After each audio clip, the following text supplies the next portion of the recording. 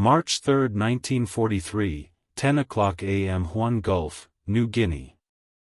Aboard the destroyer Yuki Kaz, officers watched 12 twin-engine bombers racing toward the convoy at wave-top height, so low that their propeller wash left trails on the water's surface. Through binoculars, they counted the impossible. American bombers attacking at mast height, a tactical approach that defied all conventional military doctrine. In the next 15 minutes, these officers would witness the complete annihilation of Japanese naval power in the Southwest Pacific. 8 transport ships carrying 6,900 desperately needed troops would be transformed into burning wreckage. For destroyer escorts that had protected convoys across the Pacific since Pearl Harbor would be shattered. And everything the Imperial Japanese Navy believed about air-sea warfare would sink into the Bismarck Sea alongside 2,890 Japanese soldiers and sailors. What the Japanese didn't know was that these weren't ordinary bombers. They were B-25 Mitchells transformed into flying battleships by a maverick engineer named Pappy Gunn. Aircraft carrying 8 forward-firing .050 caliber machine guns. The Battle of the Bismarck Sea was about to demonstrate that American innovation had created something the Japanese military mind couldn't conceive. A bomber that didn't drop bombs from above, but skipped them across water like stones while unleashing streams of armor-piercing bullets.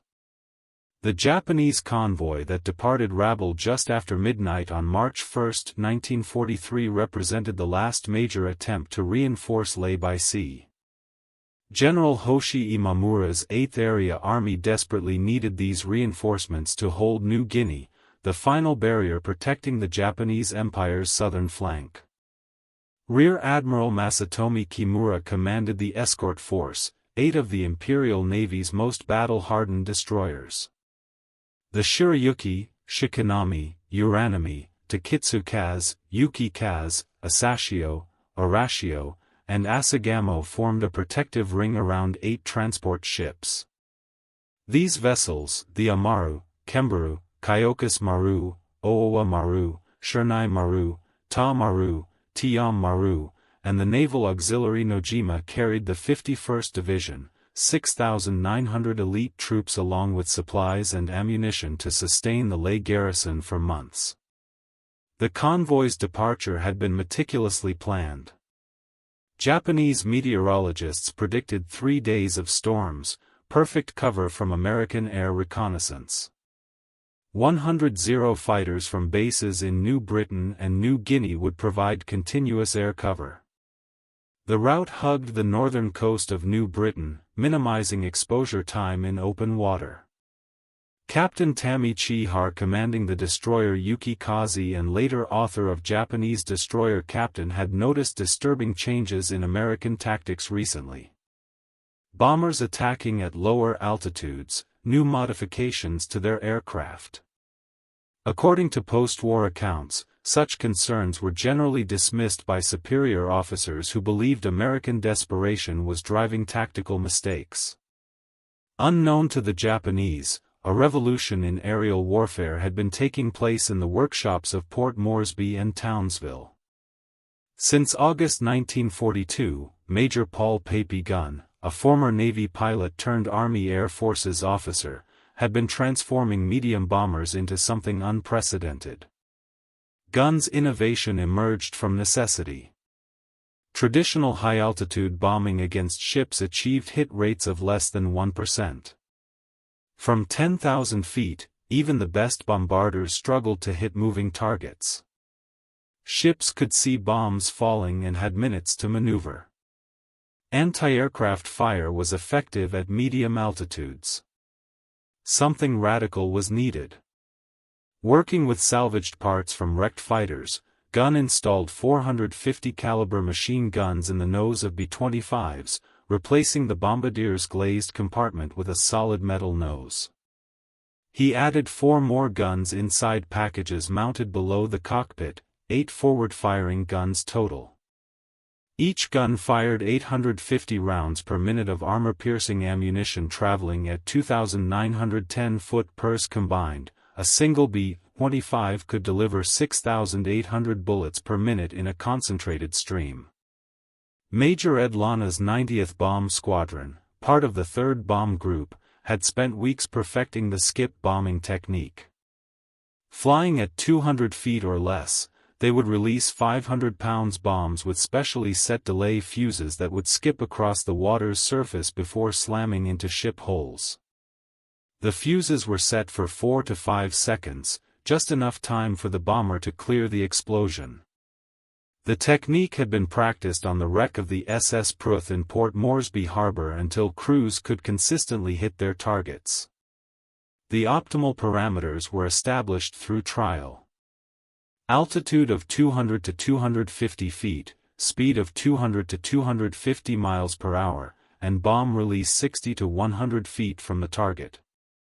The convoy's protective storm cover began breaking up earlier than predicted. At 10 a.m. on March 2, a B-24 Liberator on reconnaissance spotted the ships through a gap in the clouds. Within hours, 28 B-17 Flying Fortresses from the 43rd Bombardment Group were airborne from Port Moresby. The B-7s attacked from 7,000 feet, lower than their usual altitude, but still above effective anti-aircraft range. They bracketed the convoy with 1,000-pound demolition bombs. At 2:45 p.m., the transport Kyoko Maru took direct hits on her forward cargo holds. Fire spread to ammunition stores, forcing the ship to be abandoned. 900 soldiers were evacuated from the burning transport to the destroyers Yukiazi and Asagumo. These two destroyers, now dangerously overloaded, raced ahead to lay at high speed, depositing their human cargo before rejoining the convoy early on March 3. This emergency run saved these men, but reduced the convoy's escort strength at a critical time. What the Japanese didn't realize was that the B-7 attack had been reconnaissance by fire, testing defenses and scattering the convoy formation for what was coming next. Allied planners had deliberately used high-altitude bombing first to gauge anti-aircraft capabilities and force the convoy to break formation. March 3 dawned clear over the Huan Gulf, disastrously clear for the Japanese. The convoy had rounded the Huan Peninsula during the night and was now exposed in open water only 80 miles from their destination at Lele. Safety seemed tantalizingly close. At 7:55 a.m., lookouts aboard the Japanese ship spotted the first wave of attackers approaching from the south. But these aircraft weren't flying at 7,000 foot like the previous day's B-7s. They were skimming the wavetops so low that spray from their propellers was visible. As the aircraft closed to 2,000 yards, their noses erupted in streams of tracer fire. 8 lines of bullets from each B-25 converged on the ship's anti-aircraft positions. Japanese gunners attempting to man their weapons were cut down by the concentrated fire. Those who took cover couldn't defend their ships. Behind the strafing B-25s came Royal Australian Air Force bow fighters from No. 30 Squadron, adding their own devastating firepower. 420mm cannons and 6.303 machine guns per aircraft. The combined assault from American and Australian aircraft was overwhelming, suppressing anti-aircraft defenses across the convoy. At 10 a.m. precisely, Major Ed Lana led 12 B-25s of the 91st Bomb Squadron into their attack run. Flying in flights of 3 at 200-foot altitude, they bore down on the convoy at 250 miles per hour. This was the moment months of training had prepared them for. The lead bomber released its bomb approximately 300 yards from the transport Shinamaru. The bomb hit the water, skipped twice across the surface, and slammed into the ship's hull just above the water line. 4 to 5 seconds after release, the delay fused timing. It detonated inside the cargo hold, ripping the ship apart from within. The transport Kembaru, loaded with drums of aviation fuel, took a skip bomb amidships. The explosion ignited her volatile cargo, creating a fireball that rose 500 feet into the air. She disintegrated in seconds, leaving only burning debris on the water. The Ao Maru absorbed multiple direct hits in rapid succession. Her hull opened like a tin can. The Oawa Maru, trying desperately to maneuver away from attacking aircraft, took bombs from 2 different B-25s. Her back broken by the explosions. She jackknifed and went down within minutes. The destroyer Asashio, commanded by Captain Yasuos, raced to position herself between the attackers and the transports. She was immediately bracketed by 3 B-25s. Skip bombs slammed into her engine rooms while thousands of machine gun bullets swept her decks clean of life. Dead in the water and burning, she became a sitting target for following attack waves. By 10:15 a.m., exactly 15 minutes after Major Lana's first bomb was released, 7 of the 8 transports were sinking or already sunk. 3 destroyers, Asashio, Arashio, and Tokitsukas were mortally wounded. The Shirayuki would sink later. The convoy had ceased to exist as an organized force. The destruction of ships was only the beginning of the tragedy. Thousands of Japanese soldiers, many unable to swim, were thrown into the oil-covered waters of the Huan Gulf. Those who could swim faced a terrible choice. Attempt to reach the New Guinea coast through shark-infested waters and dangerous currents, or cling to debris, hoping for rescue. The destroyer Shikanami, one of the few escorts still operational, began pulling survivors from the water. Captain Masamichi Ueno's crew worked frantically, pulling men aboard as fast as they could. They saved approximately 300 in the first hour, but then American planes returned. The follow-up attacks on March 4 targeted lifeboats and rafts. Machine gun bullets churned the sea into foam. Life rafts disintegrated under concentrated fire. PT boats also participated in preventing Japanese survivors from reaching shore, following orders to ensure enemy soldiers didn't reinforce Lay's garrison. For the Japanese military observers who survived, the attack revealed a devastating truth. American innovation had created weapons they hadn't imagined possible. The skip bombing technique developed and perfected in just months had no counter-tactic in Japanese doctrine. Ships couldn't depress their anti-aircraft guns enough to hit planes flying at mast height. Torpedoes couldn't be aimed at aircraft. Traditional anti-aircraft doctrine was useless. The B-25's firepower was particularly shocking. Japanese fighters typically carried 2 7.7 mm machine guns, occasionally supplemented by 20 mm cannons. These bombers carried 850 caliber machine guns, the firepower of multiple fighters, all aimed forward, all controlled by a single trigger. Even more disturbing was the coordination displayed. The attack involved American B-17, B-25s, A-20 from the 3rd Attack Group and Australian BAU fighters, over 100 aircraft from different units, services, and even nations, all working in perfect synchronization. They communicated throughout the battle, adjusting tactics in real time based on radio reports. As night fell on March 3, the surviving Japanese destroyers returned to the battle site, searching desperately for survivors. They found a sea of debris and corpses. Oil fires still burned on the water's surface. The destroyer Hatsuyuki arrived from Kavieng with fuel, allowing the rescue operations to continue through the night. In total, 2,700 men were pulled from the water and returned to Rabble.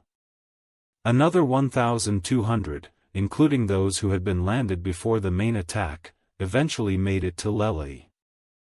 Of the 6,900 troops who had departed Rabble with high hopes of reinforcing New Guinea, 2,890 were dead.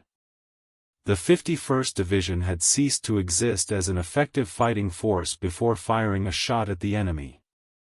All the ammunition, food, medicine, and equipment needed to sustain operations for months had gone down with the transports. The aviation fuel in the Kembaru that was supposed to keep Japanese aircraft flying was now a slick on the Bismarck Sea. Admiral Isoroku Yamamoto, Commander-in-Chief of the Combined Fleet, received the report in his cabin aboard the battleship Musashi anchored at Truk. According to staff officers present, he sat in silence for a long time before speaking. The implications were clear. Japan could no longer reinforce its garrisons by surface convoy within range of Allied aircraft. The lifeline to forward bases was cut. The Battle of the Bismarck Sea marked more than a tactical defeat. It represented a fundamental shift in Pacific warfare. Never again would the Japanese attempt to reinforce their garrisons by surface convoy within range of Allied aircraft. The strategic implications rippled through Japanese planning. General Imamura flew personally to Imperial General Headquarters in Tokyo to deliver his report. In a meeting that lasted 6 hours, he presented evidence that American air power had evolved beyond Japanese ability to counter. The Americans weren't just building more planes. They were revolutionizing how aircraft fought. On March 25, 1943, a joint Army-Navy Central Agreement on Southwest Area Operations gave operations in New Guinea priority over those in the Solomon Islands campaign. But without the ability to reinforce by sea, it was an empty gesture. Japanese forces in New Guinea would fight without hope of significant reinforcement or resupply. For the Americans, the victory validated 2 years of innovation and adaptation. General George Kenney, commander of the 5th Air Force, had transformed his force from a traditional bombing unit into something unprecedented, an aerial navy capable of controlling seas without ships. Major Ed Lana, whose 91st Squadron had led the skip bombing attack, was awarded the Distinguished Service Cross for his leadership. The citation praised his extraordinary achievement in leading the attack that destroyed the convoy. Tragically, Lana died just 58 days later on April 30, 1943, when his B-25 crashed on landing at Doadura. He had survived 87 combat missions only to die in an accident. The North American Aviation Company immediately began incorporating Gunn's field modifications into factory production. By late 1943, B-25's GS were rolling off assembly lines with built-in forward firepower and even a 75mm cannon, though the cannon proved less practical than machine guns. The B-25H model would carry 14 forward-firing machine guns. The B-25J could be configured with 18 guns, making it one of the most heavily armed aircraft of the war. Beyond the strategic implications, the Battle of the Bismarck Sea represented profound human tragedy. The 2,890 Japanese who died weren't statistics. They were sons, fathers, husbands. Many were conscripts who had been farmers, clerks, or students before being drafted into a war they barely understood.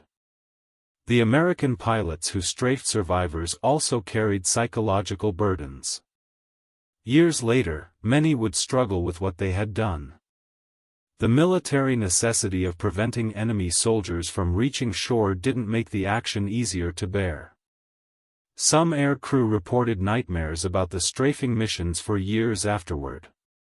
The success at Bismarck Sea triggered an acceleration of American tactical innovation. Within months, new techniques were developed. Parafrags, parachute fragmentation bombs for attacking airfields, allowing low-level bombing without damage from their own explosions. White phosphorus bombs for marking targets, and improved skip bombing fuses with more reliable delay mechanisms. Each innovation built on industrial capacity. Americans could afford to experiment because failure cost only material and material was essentially unlimited. Japanese innovation stagnated because every experiment consumed irreplaceable resources. By contrast, Japanese forces increasingly relied on spiritual rather than material solutions. The kamikaze concept using pilots as guided missiles emerged partly from recognizing they couldn't match American technology. If they couldn't outbuild or out-innovate the Americans, they would try to out them. Crucial to the victory was American co-daring. The Fleet Radio Unit Melbourne, Fr. Yummel, and Naval Intelligence in Washington had decrypted Japanese messages revealing the convoy schedule, route, and composition. General Kenny knew exactly when and where to strike, allowing him to position his forces for maximum effect. This intelligence advantage had to be protected. Reconnaissance flights were deliberately staged to discover the convoy, maintaining the fiction that visual observation rather than signals intelligence had provided warning. The deception was so successful that Japanese forces never realized their codes were compromised, continuing to use the same systems throughout the war. The Royal Australian Air Force's role in the battle demonstrated the superiority of Allied coordination. RAF bow fighters from No. 30 Squadron and Boston's from No. 22 Squadron flew alongside American aircraft communicating on the same frequencies following the same tactics. Squadron leader William Bill Newton of No. 22 Squadron RAF flew 3 sorties during the battle. He would later receive the Victoria Cross posthumously for his actions in subsequent operations before being captured and executed by the Japanese. The integration of Australian and American forces stood in stark contrast to Japanese operations where Army and Navy units rarely coordinated effectively, often competing for resources rather than cooperating. Behind the modified B-25s that destroyed the convoy lay an incredible supply chain stretching back to American factories. Each B-25 required 165,000 parts manufactured in dozens of states. The .50 caliber ammunition they fired was produced in plants from Connecticut to California with billions of rounds manufactured during the war. The skip bombing technique required special delayed action fuses manufactured by the millions in American munitions plants. The fuel for training flights came from Texas oil fields and Louisiana refineries. Replacement parts for damaged aircraft arrived weekly by ship from the United States. This supply chain operated while America was simultaneously fighting in Europe, supplying Britain and the Soviet Union, and maintaining forces across the Pacific. The Japanese convoy destroyed at Bismarck Sea represented Japan's maximum effort to reinforce New Guinea. The forces that destroyed it were a tiny fraction of American production capability. The American pilots who devastated the convoy had averaged 400 flight hours before entering combat. They had practiced skip bombing for weeks using virtually unlimited fuel and ammunition. Each pilot had dropped dozens of practice bombs before the mission. By contrast, Japanese pilots in 1943 increasingly entered combat with less than 100 hours of flight time. Fuel shortages meant minimal training. The veteran pilots who might have taught them were dead, killed by the industrial mathematics of American production. New Japanese pilots were essentially flying students thrown into combat against experienced American aviators. After Bismarck Sea, Japanese forces in New Guinea were strategically isolated. Supplies had to be delivered by submarine, dangerous and limited in capacity, or by fast destroyer runs at night, equally hazardous and insufficient for major operations. These Tokyo Express runs could deliver only a fraction of what the destroyed convoy had carried. The Japanese turned to barges, trying to creep along the coast at night with supplies. These became targets for PT boats and modified B-25s equipped with radar for night hunting. By June 1943, Japanese forces in New Guinea were on half rations. By September, they were eating grass, tree bark, and roots. The army that had conquered Singapore was starving to death, defeated not just by bullets, but by interdiction, the cutting of supply lines by air power. For Japanese military culture, rooted in centuries of samurai tradition emphasizing personal combat and individual heroism, the industrialized slaughter at Bismarck Sea was incomprehensible. There was no honor in being killed by machines operated from beyond visual range. There was no bushido in being strafed while helpless in the water. This cultural mismatch would define the remainder of the Pacific War. Japanese forces would increasingly resort to suicidal tactics, banzai charges, kamikaze attacks, seeking meaningful death in the face of mechanized killing. Americans would respond with more firepower, more technology, more industrial solutions.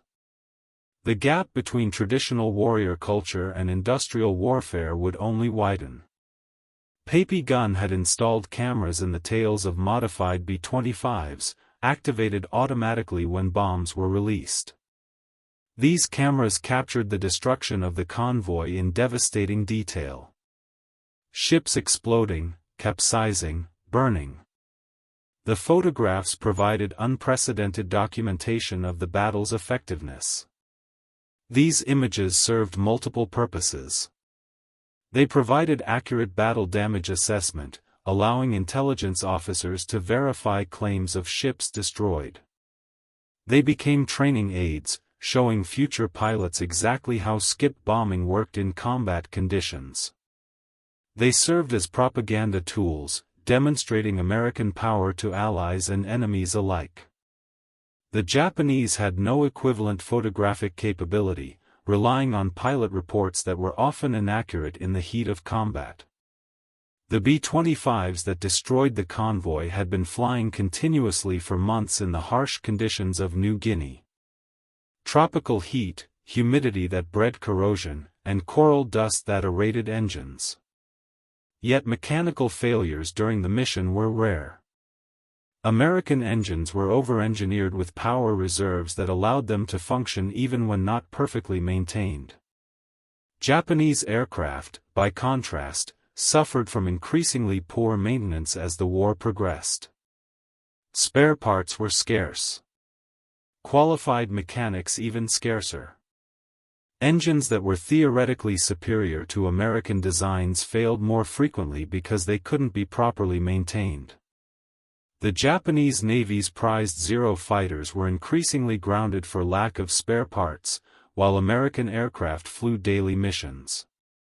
During the battle, American and Australian aircraft communicated constantly via radio.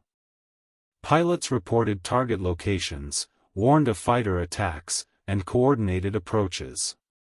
This real-time information sharing multiplied combat effectiveness, allowing aircraft to support each other and exploit opportunities as they emerged.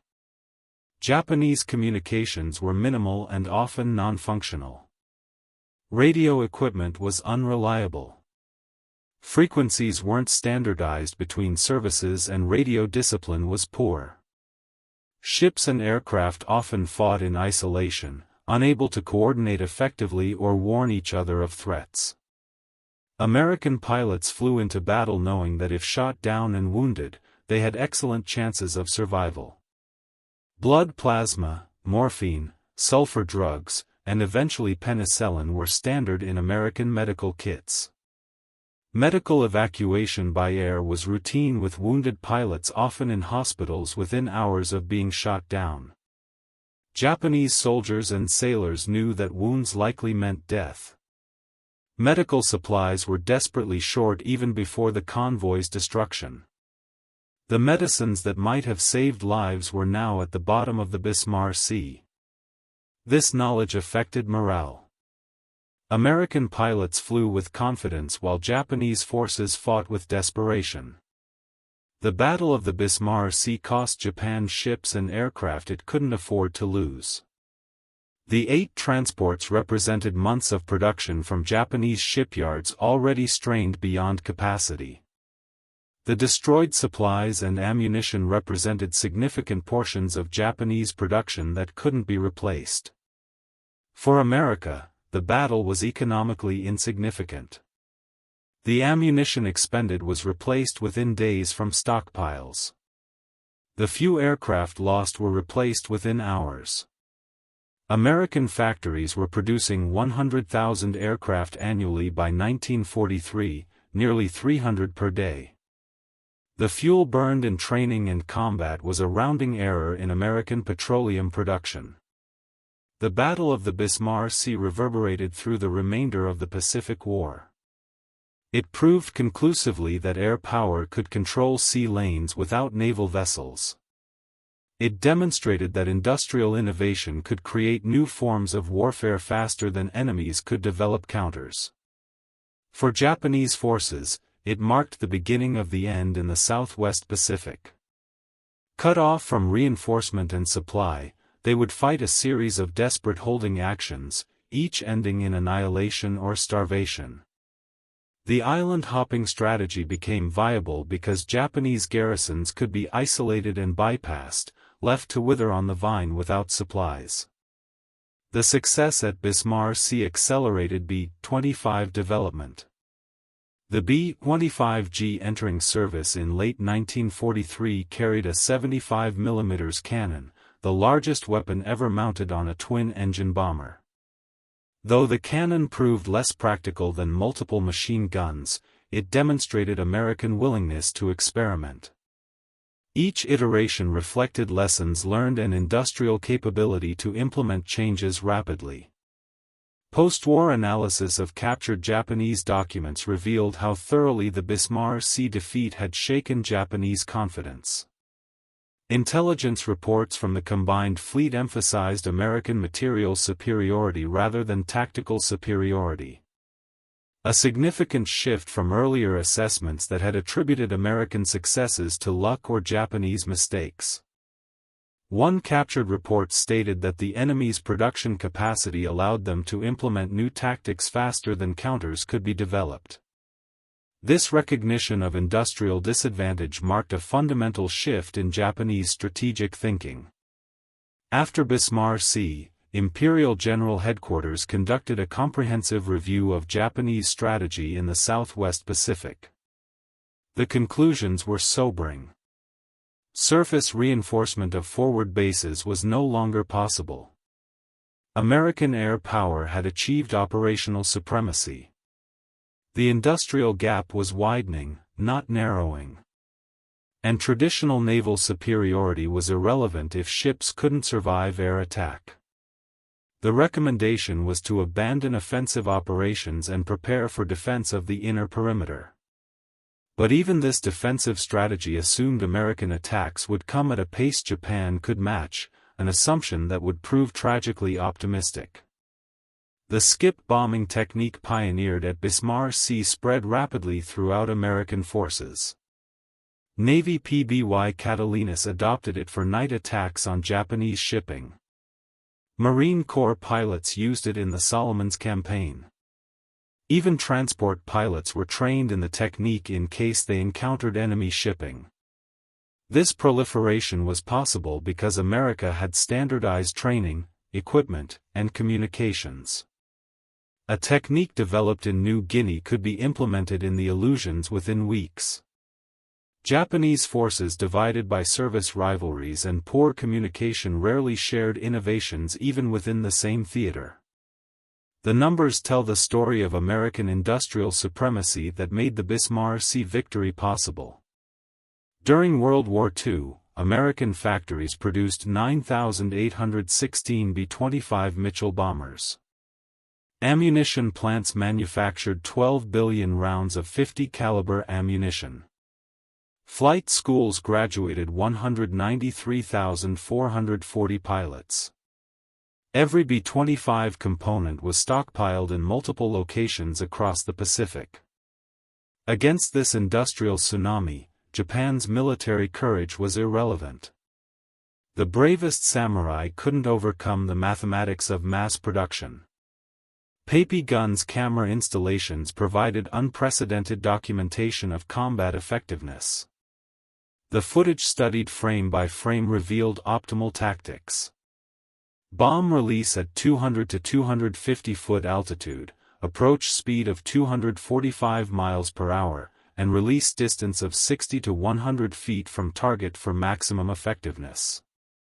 This scientific approach to warfare, measuring, analyzing, optimizing, was quintessentially American. War became an engineering problem with industrial solutions rather than a test of warrior spirit. The loss of supplies at Bismarck Sea created an immediate economic crisis for Japanese forces in New Guinea. Within weeks, frontline units reported critical shortages. Ammunition restricted to 10 rounds per day per soldier. Rice rations reduced to 400 g. Medical supplies completely exhausted.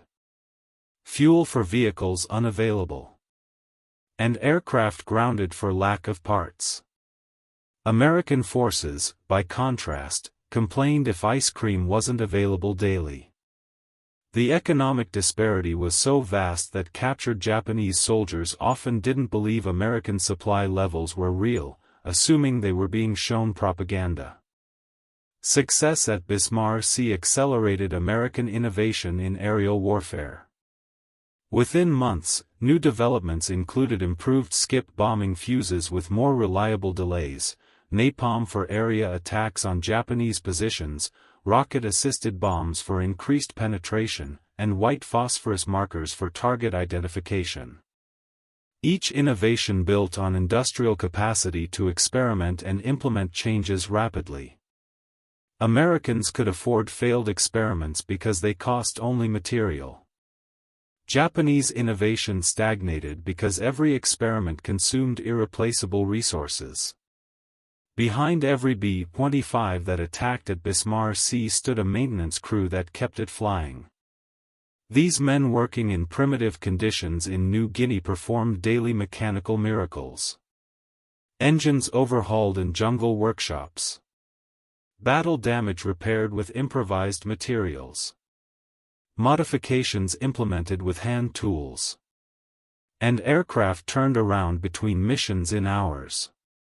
This maintenance capability reflected American industrial training. Hundreds of thousands of Americans knew how to fix engines, repair electrical systems, and work metal. This vast pool of technical expertise was perhaps America's greatest military advantage. The strafing of survivors, controversial even among Americans, served a harsh military purpose. Japanese forces throughout the Pacific learned that attempting to reach shore after their ships were sunk meant likely death. This psychological impact extended beyond the immediate battle, affecting Japanese morale in future engagements. General Douglas MacArthur called Bismarck Sea the decisive aerial engagement in the Southwest Pacific. His communiqué claimed somewhat inflated Japanese losses, but the strategic impact justified his enthusiasm. Air power had proven it could interdict sea lanes as effectively as submarines or surface vessels. Admiral Yamamoto, reading the battle reports, made a fateful decision. He would personally visit forward bases to boost morale shattered by the defeat. This decision, driven by the depression following Bismarck Sea, would lead to his death on April 18, 1943, when American Coderos learned of his itinerary and P-38 Lightnings intercepted his transport over Bougainville. American forces institutionalized the lessons of Bismarck Sea rapidly. Within weeks, training manuals were updated with skip bombing techniques. New pilots were practicing low-level attacks, and tactical doctrine was revised to emphasize anti-shipping operations. The Army Air Force's Tactical Center analyzed every aspect of the battle, producing detailed reports distributed throughout the Pacific. Japanese institutional learning was hampered by systemic problems. Service rivalries prevented honest analysis. The Army and Navy blamed each other rather than examining fundamental weaknesses. Face-saving concerns obscured failures. By the time Japanese forces developed partial counters to skip bombing, Americans had moved on to new tactics. The B-25 modifications that proved so successful went into mass production immediately. North American Aviation's factories in Kansas City and Englewood retooled production lines within weeks. By late 1943, new B-25s came from the factory with 8 to 14 forward-firing machine gun standard. Reinforced nose structure for gun installation. Upgraded engines optimized for low-level performance. Improved armor protection for crew. And built-in camera installations for battle documentation. This rapid transition from field modification to mass production exemplified American industrial flexibility that Japan could never match.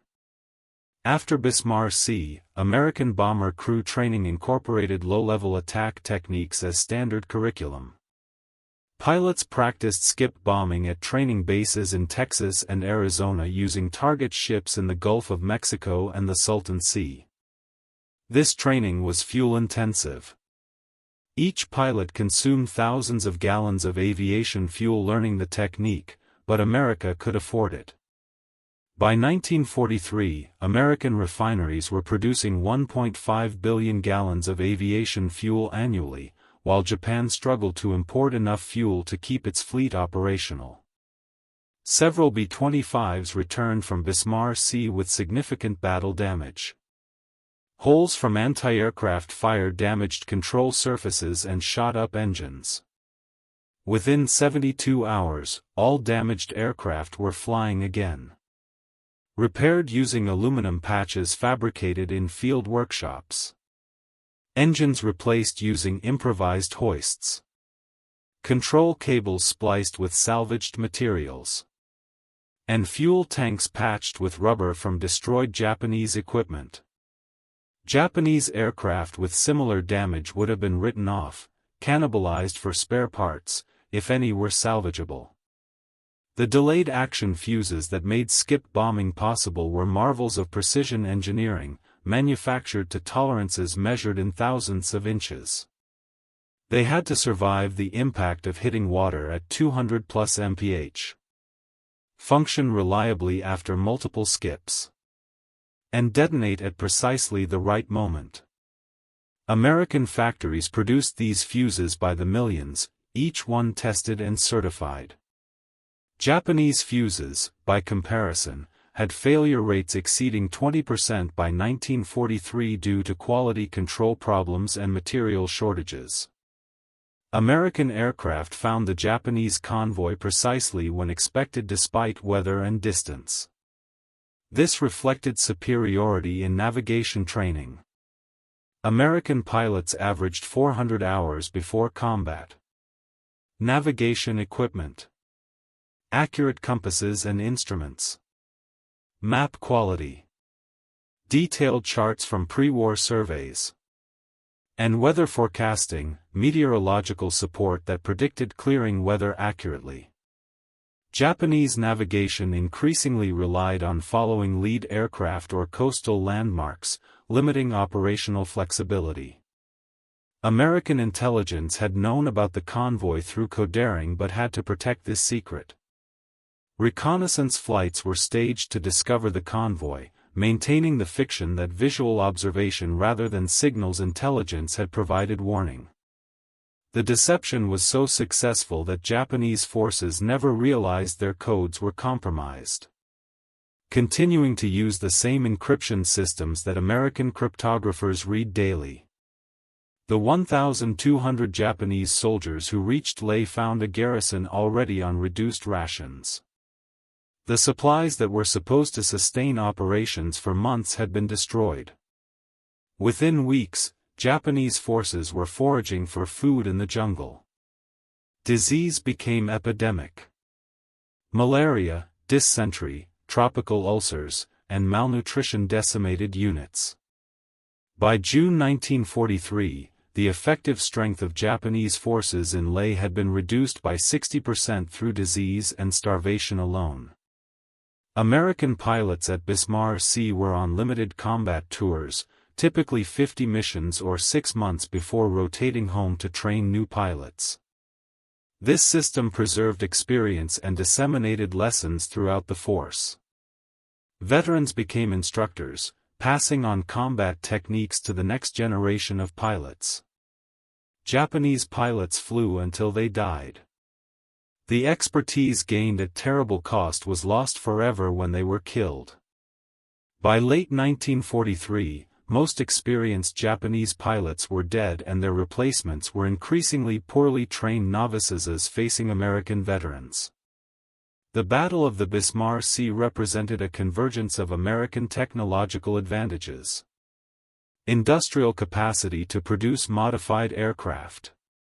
Innovation culture allowing field modifications. Training resources for perfecting new tactics.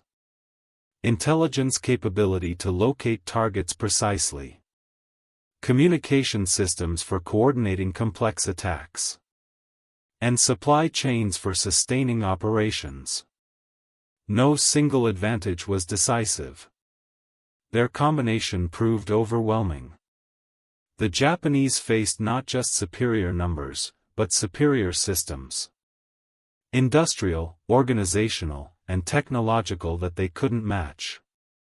The Battle of the Bismarck Sea lasted only 3 days, with the decisive action occurring in just 15 minutes on March 3, 1943. In those 15 minutes, the nature of warfare in the Pacific changed forever. Air power proved conclusively that it could control sea lanes without naval vessels. Industrial innovation demonstrated it could create new forms of warfare faster than enemies could develop counters.